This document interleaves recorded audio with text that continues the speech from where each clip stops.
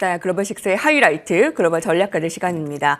미국 증시의 영향에 따라서 오늘 국내 증시 어떠한 전략을 철저하게 세워야 되는지 살펴보겠습니다. 신한투자증권 황유현 PB팀장께서 나오셨습니다. 팀장님 안녕하십니까? 네, 안녕하십니까? 네, 주말 사이에 네. 고용 보고서가 나왔는데요. 네. 고용도 늘고 뭐 실업률도 네. 늘고 앞서서 월가에서는 애매모호한 네. 분석이었다라고 네. 나왔습니다. 근데 그 부분도 그렇지만 뉴욕 증시가요 완전 전강후약의 주말 사이의 그렇죠. 모습을 나타냈습니다. 상승을 나타냈다가 뭐 하락으로 장중 변동성이 굉장히 컸고 맞습니다. 엔비디아도 그렇지 않았습니까? 네. 분석 부탁드리고요. 오늘 국내 증시 영향 어떻게 보세요? 정말 포괄적인 질문이신 것 같은데 일단은 기술주들 특히 반도체 관련 주식들 보유하신 분들 같은 경우에는 사실 주말이 그렇게 편하지 않은 시간을 아마 보내셨을 것 같습니다. 경험적으로 주말이 불편하면 생각보다 그렇게 많이 빠지지 않았던 경험들이 많았던 것 같은데 일단 엔비디아 글로벌 대장주 역할을 하고 있는 엔비디아가 일단은 전형적인 전강후약의 모습을 좀 보여줬었고 최근 뭐 이제 2월달, 3월달 들어서 상승 속도가 굉장히 좀 가팔랐기 때문에 그런 부분에 대한 하락도 좀 같이 있어 차익 실현의 물량도 좀 있었던 것 같습니다. 다만 미국이 이제 금리 인하에 대한 시그널들이 고용 쪽에서 좀 나오면서 그런 부분들은 좀 개선되고 있다라고 보시면 될 것 같습니다. 방향성은 여전히 우상향이라고는 여전히 보고는 있습니다. 다만 생각보다 주가 상승이 엄청나게 빨랐기 때문에 리스크보다는 밸류에이션 부담이라는 평가를 내리고 싶고요. 그러면 자연스럽게 조정 이후에도 또 다시 한번 갈 수 있다라는 생각이 좀 많이 들고 있습니다. 그래서 이번 주에는 우리나라 이제 선물 옵션 동시 만기도 있고 아마 변동성이 계속적으로 있을 걸로 생각을 하고 있습니다. 그래서 조금 반도체 같은 경우에는 좀 조정이 좀 나올 수 있지만 지난 주말에 보여줬던 것처럼 다른 종목들로의 매기 확산은 좀 생각해 볼 수 있을 것 같습니다. 일단은 금리가 인하를 하게 되면 그동안 좀 많이 쉬었던 성장주 같은 경우에도 성장주 중에서도 또 올라올 수 있는 섹터들이 많이 있기 때문에 2월 달에는 좀 반도체 위주의 좀 극단적인 상승이었다라고 하면 이제 3월 이번 주 들어서면서부터는 좀 매기 확산돼서 좀 전형적인 좀 종목장의 양상이 계속 이어질 거라고 보고요. 계속 말씀드렸던 대로 반도체, 2차 전지, 그다음에 바이오 이렇게 그다음에 또 저 PBR과 관련된 포트폴리오들은 계속적으로 좀 보유를 좀 포트폴리오 전략이 좀 중요할 것 같습니다. 예. 지난주에 뉴욕에서 금리 네. 인하에 대한 시그널이 좀 네. 더 나왔고 네. 방향은 아직도 우상향이다라는 네. 좀 판단을 해주셨습니다. 여러분 리스크보다는 밸류의 부담으로 지금 자연스러운 조정 이후에 재차 상승이라고 보시면 되겠고요. 자, 전형적인 아무래도 종목 장세가 이번 주에 좀 나오지 않을까 하는 분석을 주셨습니다. 팀장님께서는 반도체, 2차 전지, 바이오, 저 PBR. 자, 이쪽에 조금 더 포커스를 맞춰보도록 하겠습니다. 고용 부분에 대해서는 뭐 주목할 만한 사항이 있었을까요? 일단은 1월달 고용이 생각보다 좀 많이 줄었죠. 그러면서 우리가 그 부분이 좀 금리를 건드린 것 같습니다. 근데 오히려 금리를 건드리면서 10년물 국채 금리는 하락을 해서 그렇게 되면 이제 좀 리스크 주식 자산으로 좀 자금이 올 줄 알았는데 오히려 발표 이후에 좀 급등하다가 엔비디아가 주가가 좀 꼬꾸라지는 그런 모습이 좀 있었는데요. 일단은 미국 시장, 우리나라도 마찬가지지만 미국 시장에도 개별 종목들의 엄청난 파생 상품들이 많이 섞여 있습니다. 그렇다 보니까 우리나라는 이번 주 그리고 미국 시장 이제 돌아오는 만기를 앞두고 이제 그 관련된 변동성들이 종목에 계속 집중이 되는 그런 양상이기 때문에 조금 아직은 좀 갈 수 있는 여지는 좀 남았다고 생각을 해요. 왜냐하면 우리가 AI와 관련된 삶이 그런 것으로 한 삶의 변화가 아직까지는 좀 더 시간이 필요하다고 보고 있거든요. 그래서 추론형 AI가 앞으로 더 계속 지속될 거고 앞으로 엔비디아가 보여줄 신제품이라던가 영업이익률 이런 측면들에서는 충분히 더 보여줄 영향이 더 많다라고 생각을 합니다. 아직 IT 버블 당시에 MS의 뭐라 그럴까요? 시장 점유율이 90%였는데 지금 사실 엔비디아의 GPU가 그 이상이거든요. 그렇기 때문에 조금은 더 상승은 가능해 보인다고 생각을 하고 있습니다. 아직 후발 경쟁자도 없고 그렇기 때문에 이런 부분들이 내년 정도는 돼야 이제 좀 경쟁자들이 좀 치고 올라오면서 엔비디아의 실적이라던가 점유율을 조금 상쇄할 수 있는 그런 부분들이 보여질 거기 때문에 아직까지는 엔비디아가 하락한다라고 하면 그래도 조금은 긍정적인 것으로 보는 게 낫지 않겠느냐고 생각입니다. 예. 네. 그동안 이제 뭐 6일째 상승에 이제 피로감, 엔비디아. 사실 고용보다는 이번에 엔비디아의 급락 쪽에 조금 네. 더 포커스가 맞춰진 주말이었습니다. 장 시작하자마자 하락한 게 아니라 장 네. 초반에는 막 5%, 6% 급등을 나타내다가 바로 막 차익 매물이 쏟아지지 않았습니까? 네. 그 부분에 뭐 특별한 이유가 있었을까요? 좀 염두를 해둬야 될까요? 오늘 국내 투자자분들이요? 우리나라 시장도 그렇게 많이 염두를 두셔야 될 것 같습니다. 아마 시초가는 분명히 조금 안 좋게 시작 당연히 할 거고 네.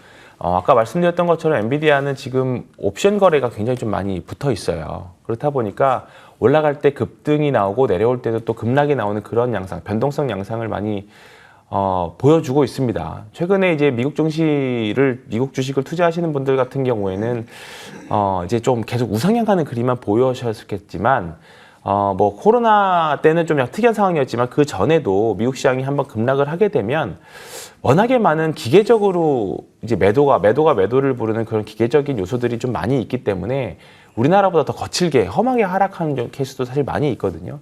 그런 부분에 대한 것들 간접 경험을 지난주 금요일 밤에 한번 했던 것 같고, 근데 다만 이제 이런 부분들이 단순하게 뭐 수급의 영향으로만 된 게 아니기 때문에 최근에 주가 상승이요. 근데 이런 여러 측면이나 엔비디아가 가지고 있는 실적이라던가 앞으로 남아있는 모멘텀들, 그리고 새로운 제품들이 또 공개가 되잖아요. 다음 주면. 그렇기 때문에 그런 부분들을 기대한다라고 하면 충분히 저가 매수세도 하락할 때에 저가 매수세도 아마 들어올 수 있는 그런 흐름들은 충분히 나올 수 있을 거라고 생각을 합니다. 그래서 일단은 상반기까지는 여전히 조금 긍정적인 양상, 그리고 우리나라 한국에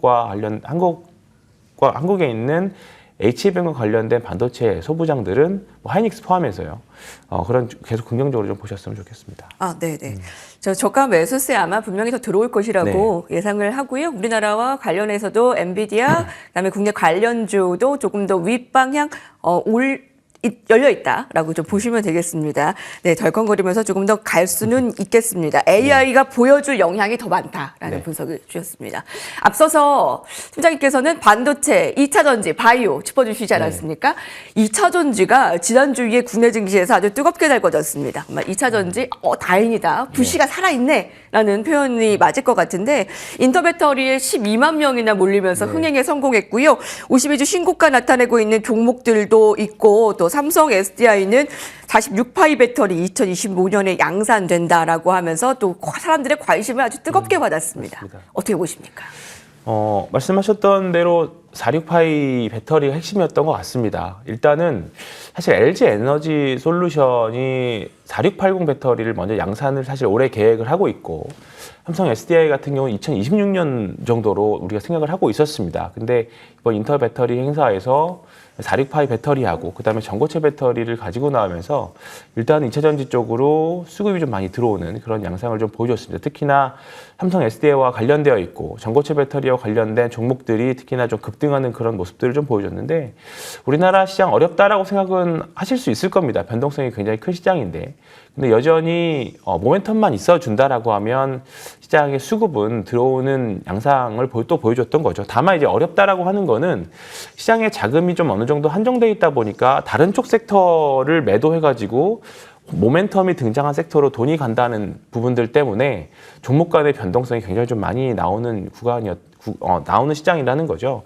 특히나 지난주 같은 경우에는 장중에도 몇 번이나 주도주들이 바뀌는 그런 모습들을 좀 보여줬었고, 그래서 이번 주에도 계속 제가 어려울 것 같다라는 생각을 드는 게, 시장이 지수는 그렇게 많이 밀릴 것 같지 않은 양상인데 종목에서 오는 변동성이라던가 또는 내가 팔았는데 올라가고 또 내가 샀는데 떨어지는 그런 뭔가 이제 시장의 호흡과 빠르게 일치하지 않으면 정말로 그 자산의 감소가 눈에 보일 정도로 나타날 수 있는 그런 시장이기 때문에 계속 어렵다라고, 또 변동성 시장이라고 또 말씀을 드릴 수 있는 겁니다. 그래서 이번 주에는 어쩔 수 없이 또 반도체 배터리 쪽을 또 봐야 될 것 같아요. 때마침 반도체에서 조금 안 좋은 소식이 일단은 있었고, 그 다음에 2차 전지 쪽에서는 또 긍정적인 뉴스가 또 있었던 부분들인 거죠. 그리고 금리 인하로 인한 바이오주들의 또 반등, 지난주에 또 좋은 소식들이 몇몇 종목들이 나왔기 때문에 이런 몇몇 종목들이 수급을 계속 나눠서 가져가기 때문에 종목 간의 변동성. 지수는 사실 뭐 많이 올라왔습니다만 사실 지금 내려가기도 그렇고 올라가기도 더 그런 상황이라는 거죠. 그래서 지금 구간에서는 앞서 말씀드렸던 대로 크게 네 가지 꼭지를 필두로 해서 포트폴리오 전략을 가져가시는 게, 그러니까 시장의 호흡과 빨리 해서 사고팔고를 하실 수 있다라고 하면 정말 빠르게 자산을 늘 수 있는 기회인데, 내가 그 호흡을 같이 못 간다라고 하시면 일단 포트폴리오로 주력 섹터들을 4-5가지를 일단은 매수를 해놓고 한 종목이 좀 과하게 간다라고 하면 매도해서 그동안 좀 덜 갔던 종목들을 좀 사는 그런 전략이 지금은 좀 유효하지 않을까, 이렇게 생각을 좀 말씀드려보겠습니다. 네. 이번 주가 조금 어려울 수도 있겠네요. 네. 그럼 호흡 측면에서 좀 불균형이 나올 수도 있다라는 분석을 해주셨는데요. 지수는 뭐 많이 빠지지 않을 수도 있겠지만 지금 호흡의 불균형으로 아마 내가 뭐 팔면 올라가거나 내가 뭐 안 사면은 또 올라가거나 아니면 팔면 내려가거나 이런 자산의 감소가 있을 수 있는 이번 주가 될 수 있으니까 어려운 전략 안에서 아예 그냥 4가지 측면을 딱 가지고 있는 포트폴리오를 좀 자르시는 게 어떨까 싶습니다. 그럼 바이오 쪽을 좀 더 볼까요? 세계 3대 암학회 앞두고 있거든요. 주가가 움직이는 모습입니다. 거기다 노브로디스크가 테슬라의 시총을 앞질렀어요. 어떻게 보십니까? 지금 정말 오랫동안 쉬었던 섹터입니다. 근데 최근에 뭐 HLB나 알테오젠이나 이제 긍정적인 뉴스들이 나오면서 주가들이 상승을 하고 있고, 지난주에 미국에서도 금리 인하에 대한 이제 좀 뭔가 구체적으로 금리 인하 시그널들이 나오기 시작하면서 정말 대표적인 성장주 중에 하나가 사실 바이오거든요. 그럼에도 불구하고 바이오 주식들이 계속 좀 많이 눌려 있었죠. 최근에 몇몇 개별 종목 단으로는 좋았지만, 그런데 이제 그런 부분들이 이제 매기가 확산될 수 있을 거다라고 말씀을 드렸던 거고요. 이제 소외 국면은 확실하게 통과가 되고 있는 것 같습니다. 최근에 뭐 비만 치료제라던가 또 신약 위주로 신약 개발 업체들의 주가 상승이 정말로 이제 바닥을 통과하고 거래량도 바닥에서 나오면서 뭔가 이제 오랫동안 쉬었던 주가 터널을, 하락 터널을 조금 이제 극복하는 그런 모습들을 좀 보여주고 있기 때문에 이번 주는 바이오도 반드시 좀 챙겨봐야 되는 하나의 섹터이지 않을까 생각을 합니다. 4월달 암학회를 앞두고 정말 긍정적인 투자 심리가 나오고 있는데, 올해 1월달에 조금 우아했던 부분들이 1월달에 JP모건 헬스케어 때는 사실 별다른 제약바이오 업체들의 큰 모멘텀들이 없었습니다. 그 모멘텀들이 좀 뒤로 밀렸었고, 최근에 우리나라 시장의 특징은 어느 정도 모멘텀이 나와주면 확실히 다른 쪽 섹터를 쉬어가면서까지도 그쪽 섹터를 살려나가는 그런 시장의 분위기이기 때문에 일단 4월 암학회 아직 여전히 기간이 남아있기 때문에 더 모멘텀이 있다고 볼 수 있거든요. 그렇기 때문에 일단 대형주 쪽에서는 뭐 유한양행이나 동아ST 같은 회사들 또 종목 보시면 좋을 것 같고, 신약 개발하는 회사들, 신약 업체들 좋아하시는 매매를 많이 하시는 분들이라고 하면 아실 텐데요. 그런 종목들은 변동성 심하겠지만 초과 수익을 낼 수 있는 그런 쪽이라고 볼 수 있습니다. 네. 팀장님, 이제 마지막으로요. 이번 주에 증시 전략 전망 듣겠습니다. 이번 주 여전히 좀 긍정적으로 말씀을 드리고 싶습니다. 근데 다만 이번 주 동시만기일이 껴있기 때문에 굉장히 강한 좀 변동성을 좀 동반할 수 있을 건데요. 만약에 만기일 전날인 수요일 날 시장이 급등하거나 급락하게 되면 그 반대 포지션을 취하는 게 일단 기본 전략을 보시면 될 것 같아요. 일단은 예를 들어 수요일 날 급등을 한다라고 하면 좀 주식 비율을 좀 줄이시는 게 좋을 것 같고, 급락을 한다라고 하면 좀 매수를 하는 방향이 좀 좋지 않을까, 이렇게 조금 큰 시나리오를 잡고 이번 주 대응하셨으면 좋겠습니다. 이번 주에 만기일이 있기 때문에 그 변동성에 따라서 그 포지션과 반대의 전략을 좀 세우면 되겠다. 그리고 그 포트폴리오 4가지 가져가는 것도 여러분 잊지 마시기 바랍니다. 황유연 신한투자증권 PB팀장님과 함께했습니다. 감사합니다. 네, 고맙습니다. 네, 글로벌 전략가를 통해서 한 주의 가이드라인을 제시했습니다. 시장을 여는 아침 글로벌 식스 여기까지입니다. 자, 뉴욕 증시 변동성 컸지만 오늘 국내 증시에서는 성공 투자하시기 바라겠습니다. 내일 이 시간 뵐게요. 감사합니다.